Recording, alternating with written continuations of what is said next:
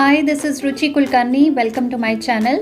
Today we are going to do the poem The Tale of Custard the Dragon from your book First Flight of Class 10th. This poem is written by Ogden Nash. Let's begin with the session. Ogden Nash has written a poem about a girl Belinda who owns many pets, namely a black kitten named Ink, grey mouse named Blink, yellow dog named Mustard, and a coward dragon named Custard. The poet has very vividly described every character to be brave, except the dragon, who is a coward. But the whole situation changes when a pirate attacked Belinda's house. No one else had the guts to face him, and surprisingly, it was the dragon who killed that pirate. All the characters are happy because they were saved by the dragon, but they quickly changed their thoughts and, consumed by their own ego, they described themselves to be braver than the dragon. Poor dragon did not get the recognition for his bravery which he truly deserved.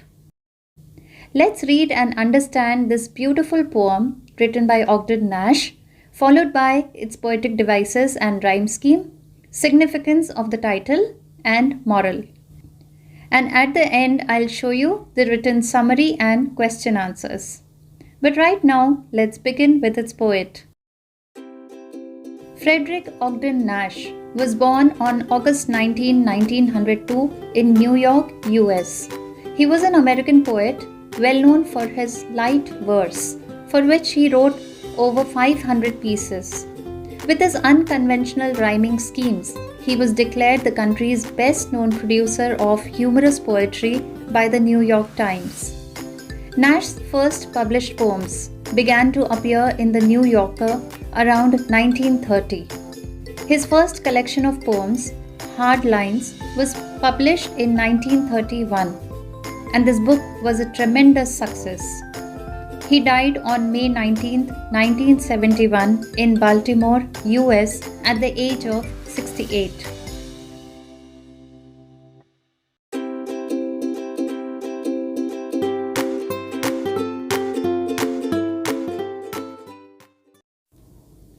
This poem is written in the style of a ballet. A ballet is a song or poem that tells a story. You must be familiar with ballets that narrate tales of courage or heroism. This poem is a humorous ballet close to a parody. Read it aloud, paying attention to the rhythm. Now let's enjoy the poem. Belinda lived in a little white house with a little black kitten and a little grey mouse, and a little yellow dog and a little red wagon, and a realio trulio little pet dragon. Now the name of the little black kitten was Ink, and the little grey mouse she called him Blink, and the little yellow dog was as sharp as Mustard, but the dragon was a coward, and she called him Custard. Custard the dragon had big sharp teeth, and spikes on top of him and scales underneath, mouth like a fireplace chimney for a nose, and a realio trulio daggers on his toes. Belinda was as brave as a barrel full of bears, and Ink and Blink chased lions down the stairs.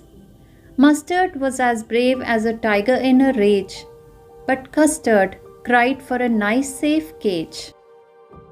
Belinda tickled him, she tickled him unmerciful. Ink, Blink and Mustard, they rudely call him Percival. They all sat laughing in the little red wagon at the realio trulio cowardly dragon. Belinda giggled till she shook the house, and the Blink said weak, which is giggling for a mouse. Ink and Mustard rudely asked his age, when Custard cried for a nice safe cage. Suddenly, they heard a nasty sound, and Mustard growled, and they all looked around. Meow, cried Ink, and ooh, cried Belinda, for there was a pirate climbing in the window. Pistol in his left hand, pistol in his right, and he held in his teeth a cutlass bright. His beard was black, one leg was wood, It was clear that the pirate meant no good. Belinda paled and she cried, "Help, help!" But Mustard fled with a terrified yelp. Ink trickled down to the bottom of the household, and little Mouse Blink strategically mouseholed. But up jumped Custard, snorting like an engine, clashed his tail like irons in a dungeon. With a clatter and a clank and a jangling squirm, he went at the pirate like a robin at a worm. The pirate gaped at Belinda's dragon and gulped some grog from his pocket flagon. He fired 2 bullets, but they didn't hit, and Custard gobbled him every bit. Belinda embraced him, Mustard licked him. No one mourned for his pirate victim. Ink and Blink in glee did gyrate around the dragon that ate the pirate. But presently up spoke little dog Mustard. "I would have been twice as brave if I hadn't been flustered." And up spoke Ink and up spoke Blink. "We've been 3 times as brave, we think." And Custard said, "I quite agree that everybody is braver than me." Belinda still lives in her little white house with her little black kitten and her little grey mouse, and her little yellow dog and her little red wagon, and her real Leo, true Leo, little pet dragon. Belinda is as brave as a barrel full of bears, and Ink and Blink chase lions down the stairs. Mustard is as brave as tiger in a rage, but Custard keeps crying for a nice safe cage. After a nice reading of this beautiful poem, let's now understand the explanation of this poem. Belinda lived in a little white house with a little black kitten and a little grey mouse, and a little yellow dog and a little red wagon, and a real Leo, true Leo, little pet dragon. The poet says that once there was a little girl named Belinda. She lived in a little white house. She lived with some creatures who were her pets.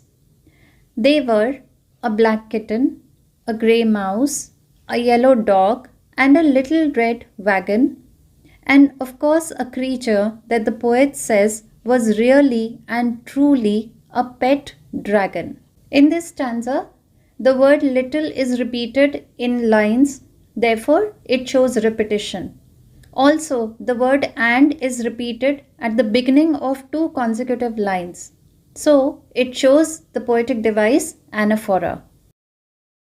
Now the name of the little black kitten was Ink, and the little grey mouse she called him Blink, and the little yellow dog was as sharp as Mustard, but the dragon was a coward and she called him Custard.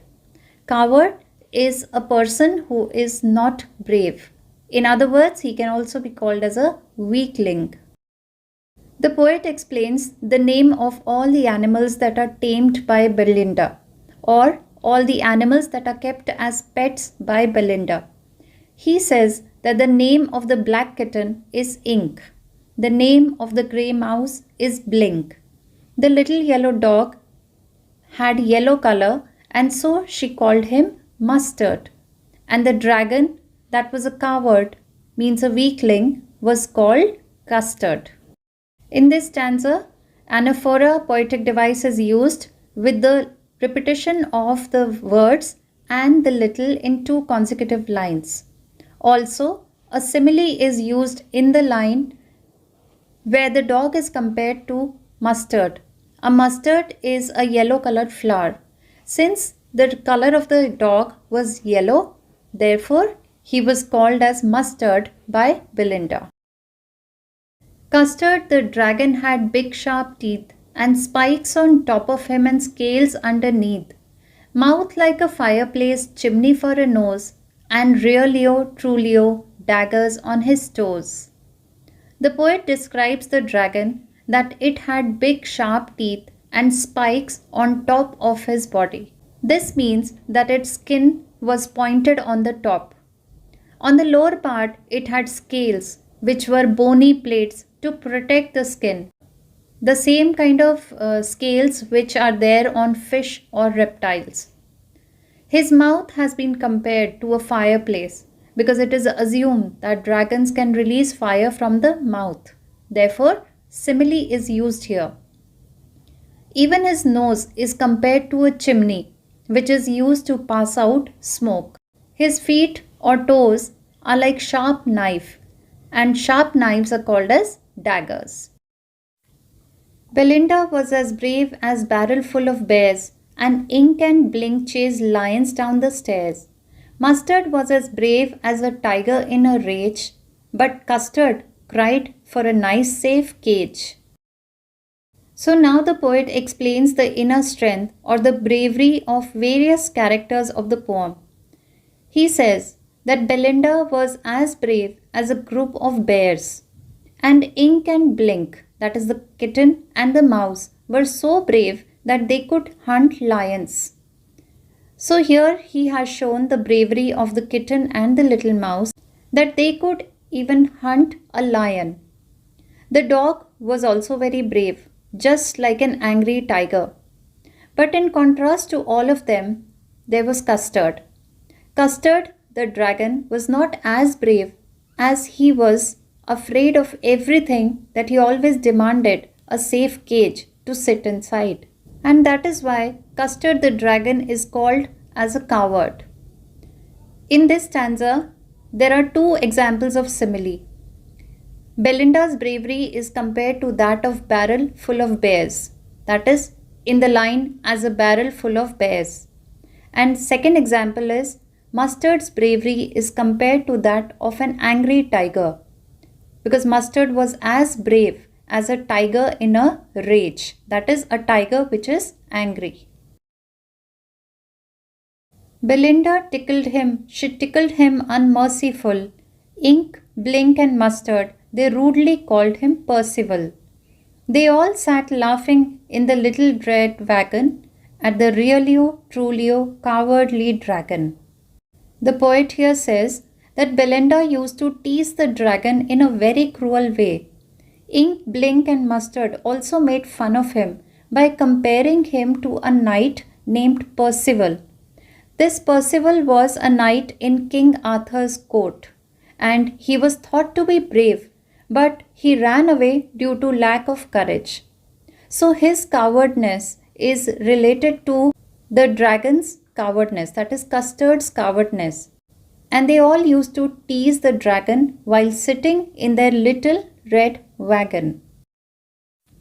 In this stanza, the poetic device repetition is used because the word tickled is repeated in the first line. And in the second line, personification is used because Ink, Blink and Mustard call Custard as Percival, that is, human-like characters are given to an animal. Therefore, it shows personification. Belinda giggled till she shook the house, and Blink said weak, which is giggling for a mouse. Ink and Mustard rudely asked his age, when Custard cried for a nice safe cage. The poet says that Belinda used to laugh so loudly that her voice echoed in the house. Blink the mouse used to laugh and make a sound of weak. Weak is a sound made by a mouse. On the other hand, Ink and Mustard would tease him by asking the dragon his age, whenever he used to demand for a nice, safe cage. In this stanza, the poetic device onomatopoeia is used. This poetic device happens when there is usage of sound words to create a dramatic effect. Therefore, the words giggled and weak are onomatopic words. Suddenly, they heard a nasty sound, and Mustard growled, and they all looked around. Meow, cried Ink, and ooh, cried Belinda, for there was a pirate climbing in the window. So while all of them were making fun of the dragon, they heard a sound of someone entering the house. When they looked towards the window, they saw a pirate which was climbing up the wall. The dog barked at him, and the kitten mewed to him. Belinda cried, "Oh!" because all of them were scared of the pirate. A pirate is a person who robs the ship. In this stanza also onomatopoeia is used because the words like growled and meowed are used as sound words. Pistol in his left hand, pistol in his right, and he held in his teeth a cutlass bright. His beard was black, one leg was wood. It was clear that the pirate meant no good. The poet describes the appearance of the pirate. He says that the pirate was holding handguns in both his hands and had a little sword too. He was holding this little sword with his teeth, and this little sword is called cutlass. He had a black beard and his one leg was made of wood. This means that though the pirate was a disabled person, but still he was frightening all the characters. Moreover, his main intention was to harm them, and that's the reason why he carried two pistols and a cutlass. Belinda paled and she cried, "Help, help!" But Mustard fled with a terrified yelp. Ink trickled down to the bottom of the household, and little Mouse blinked, strategically mousehold. When all of them saw the pirate, they got frightened. Belinda was so frightened that she turned yellow due to fear, that is, she turned pale, and she started crying for help. Mustard the dog started crying for help too. The kitten Ink ran down towards the bottom of the house as if he had already planned for it, and the mouse Blink also ran into his little mouse hole in order to save himself. So in other words, all the pets of Belinda who considered themselves as very brave, they all ran away when actually the pirate came into the house. But up jumped Custard, snorting like an engine, clashed his tail like irons in a dungeon. With a clatter and a clank and a jangling squirm, he went at the pirate like a robin at a worm. When all the other characters that were earlier defined as very brave got frightened, the dragon did the most unexpected thing. He jumped onto the pirate and made such a strong sound with his noise as if the engine was producing a sound. Not only this, he hit his tail on the ground with a great force, as if it produced a heavy sound of metal being rubbed against each other in the underground prisons. Dungeon is an underground prison. He attacked the pirate just like Robin Bird attacks the worms. So in this stanza, the words like clatter, clank, and jangling squirm, these are all sounds of hard objects falling on each other. And since these sounds are used in the stanza, these words are an example of onomatopoeia poetic device. There are also many examples of similes in this stanza. For example, in the line snorting like an engine, where the sound of the custard is compared to the sound of an engine. Then next line, clashed his tail like irons in a dungeon. So he made the sound with his tail in such a loud noise that it was as if the irons were clashing with each other in an underground prison. The next line where simile is used is he went at the pirate like a robin at a worm. Here the dragon is compared as a robin bird who attacks its worm or who attacks its prey, that is worm. In the same manner, Custard also attacks the pirate. The pirate gaped at Belinda's dragon and gulped some grog from his pocket flagon. He fired 2 bullets, but they didn't hit, and Custard gobbled him every bit. The poet here says that the pirate got so shocked by the dragon's reactions that he opened his mouth and stared with a shock. To gather some strength, he drank some alcohol from a container in his pocket.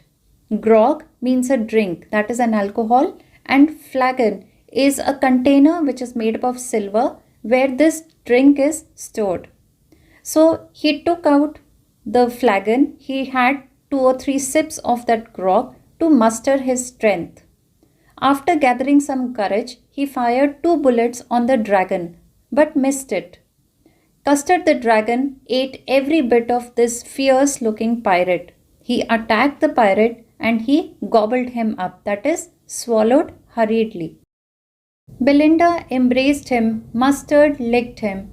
No one mourned for his pirate victim. Ink and Blink in glee did gyrate around the dragon that ate the pirate.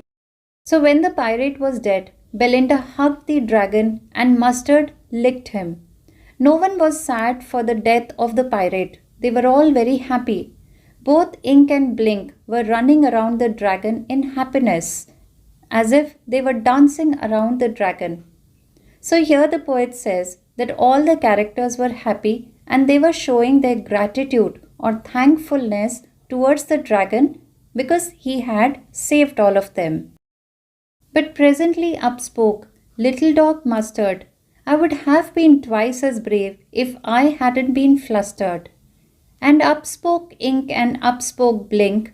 We'd have been 3 times as brave, we think. And Custard said, I quite agree that everybody is braver than me. As they all thanked and showed their love towards the dragon, they just suddenly changed their mind. They were reminded of how they used to make fun of this coward dragon, and now they all were praising him. So at once the dog said that it was just because of some confusion that he wasn't able to do anything. Otherwise, he would have been twice as brave as Custard. Both Ink and Blink also said that they would have been 3 times braver than Custard. The dragon said that he fully agreed to this, that all of them were more powerful and braver than him. So in this stanza, we come to know that all the animals were really very proud of themselves. They did not acknowledge the worth of Custard. They did not acknowledge the bravery of Custard. But on the other hand, they were just talking about themselves, appreciating their own worth, their own bravery over Custard's bravery. Belinda still lives in her little white house with her little black kitten and her little grey mouse, and her little yellow dog and her little red wagon, and her realio, trulio, little pet dragon. Belinda is as brave as a barrel full of bears, and Ink and Blink chase lions down the stairs. Mustard is as brave as a tiger in a rage, but Custard keeps crying for a nice safe cage. At last, the poet used the same lines again to show that after this terrific episode in which the dragon was the hero, where all other characters still undermined him or underestimated him by saying that they were more powerful than him and could have handled the situation in a much better way. The poet says that life started again in the same manner. Belinda still lives in that little white house with Ink, Blink, Mustard and Custard, and all of them were very brave, whereas the dragon is still a coward who always wants to stay in a very safe cage. There are many poetic devices used in this poem. Let's now look at them one by one. The first poetic device that we are going to see here now is alliteration. Alliteration is the repetition of consonant sound at the beginning of closely placed words. There are many examples of alliteration in this poem, like lived in a little, where l sound is repeated. In called him Custard, k sound is repeated. Brave as a barrel full of bears, where b sound is repeated. Custard cried, k sound is repeated. Beard was black, b sound is repeated. Clatter and a clank, k sound is repeated. And gulped some grog, here g sound is repeated. We'll now look at the next poetic device, repetition. Repetition occurs when a word or a phrase is repeated in a sentence. For example, the word little has been repeated in stanza 1 and 14. The phrase tickled him has been repeated in stanza 5. The poet has repeated the word suddenly in stanza 7. The word pistol has been repeated in stanza 8, and the word help has been repeated in stanza 9. The third poetic device used here is anaphora. Anaphora is the repetition of a word at the beginning of two or more consecutive lines. For example, the word and is repeated in stanza 1, 2, and 14. This poem also shows many examples of similes. A simile is a comparison which is made between things or ideas using the words as or like. Let's look at the similes used in this poem one by one. The sentence, "and the little yellow dog was sharp as mustard." Here the dog has been compared to mustard using as. Mouth like a fireplace. Here the poet has compared dragon's mouth with a fireplace. As a barrel full of bears. Here the poet has compared Belinda's bravery to that of a barrel full of bears. Mustard was as brave as a tiger in a rage. In this sentence, the poet has compared Mustard's bravery to that of an angry tiger. Snorting like an engine. Here the poet has compared the sound of the dragon with the sound of an engine. Clashed his tail like irons in a dungeon. Here the poet has compared the sound of lashing of dragon's tail with that of clashing of irons in a dungeon. And the last sentence where simile is used is like a robin at a worm.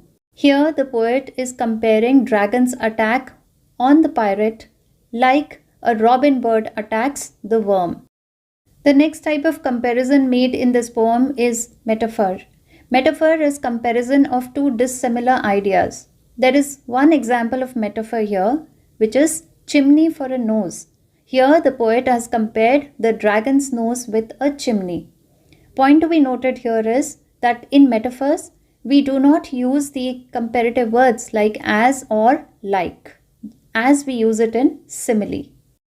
Next, we come to personification. Personification is a poetic device wherein we give human-like attributes to animals, objects, or living or non-living things. Now here in this poem, the phrase "they rudely called him Percival" is personification because here the poet has personified ink, blink, and mustard by giving them the ability to speak. Another poetic device which is used here is onomatopoeia. Onomatopoeia is a device which is associated with the words of sounds. The poet has used sound words many a times in this poem. For example, giggled and weak, mustard growled, meow cried ink, clatter, clank, jangling. All these words are sound words that are used in this poem. The last poetic device that we are going to see now is refrain. Refrain is the repetition of a phrase or a sentence throughout the poem. Here, the phrase "and a realio trulio" is used throughout the poem many times. Also, there's a repetition of sentence "Custard cried for a nice safe cage" throughout the poem. Let us now look at the rhyme scheme of the poem. A rhyme scheme is a rhyming pattern that is created at the end of each line. The rhyme scheme is found out by giving each line a letter. The first line is always given the letter A. If the last word of the next line rhymed with that of the previous line, then we give the same letter or it is given a different letter. Let's try to find out the rhyme scheme of this poem by taking its first stanza. In the first stanza, first let's underline the last words: house, mouse, wagon, and dragon. The first line will always be given letter A. The next line ends with the word mouse. Mouse rhymes with house. Therefore, it will be given the same letter A again. Now let's come to the third line, which has the last word wagon. Since wagon does not rhyme with the previous line mouse, it will be given a new letter B. The last line has got the last word dragon, which rhymes with wagon. Therefore, the same letter B will be given to this line as well. Thus, the rhyme scheme of this poem is AABB, and this rhyme scheme is followed in all the stanzas of this poem.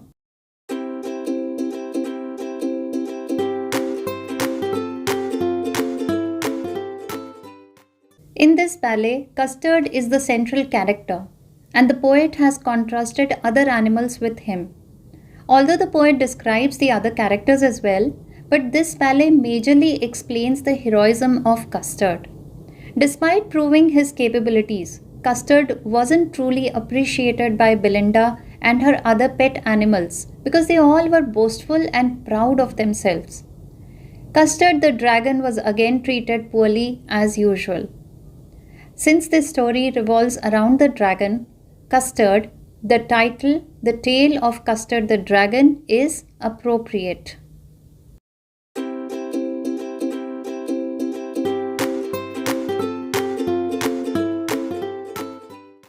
The message given by the poem The Tale of Custard the Dragon is that every human on earth has his own capabilities and way of living. We should never judge people or discriminate against them because of the way they look or think. We must also never boast about our knowledge and power. Instead, we must act upon it and show the world through our actions.